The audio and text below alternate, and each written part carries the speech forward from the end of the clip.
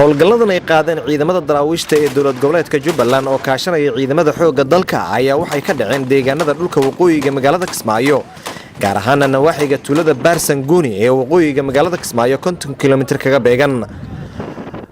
ciidamada ayaa burburiyay saldhigyo military oo ay kooxaha nabadiidka ku lahaayeen tuulada Baarsanguuni iyagoona sidoo kale soo qabtay saanad military waxaana la arkayay ciidamada daraawiishta Jubbaland iyo kuwa xoogga dalka oo iskaashanaya oo ku sii qulqulaya jiida hore ee dagaalka ee deegaanada ay ku sugan yihiin kooxahaasi waxaana gabi ahaanba laga saaray deegaanadii ay ku dhumaalaysanayeen.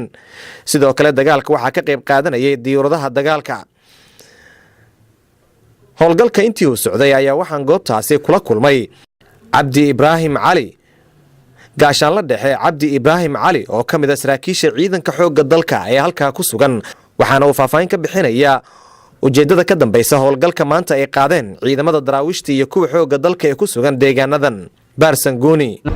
meeshan horta waxa la yiraahdaa Baarsanguuni ama si dadku u yaqaanaan Sanguuni baa la dhahaa. waxaan u imaanay inaan ka fulino howlo gaar ah oo aan ka xoreyno cadawga ku soo duulay dalka ee khawaarijta. saad ogtihiinba hadda markaad imaanayseen dagaal baa ka socday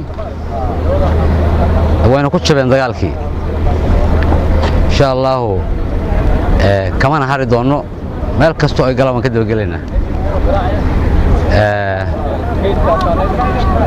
waxaan ognahay dalka Soomaaliya meel kasto in cadow uu joogo cadowgaana uu yahay mid calooshu shaqaysta.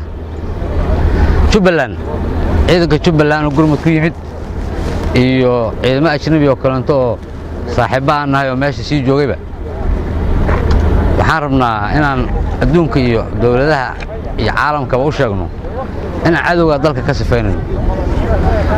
waxa ku dhintay hadda dhowr 20 qof sida hadda aan xogta ku hayno oo al-shabaab ah. duqeyntuna waxay gaaraysaa hadda oo dadku ka sii qaxayaan sida aan hadda xogta ku helayo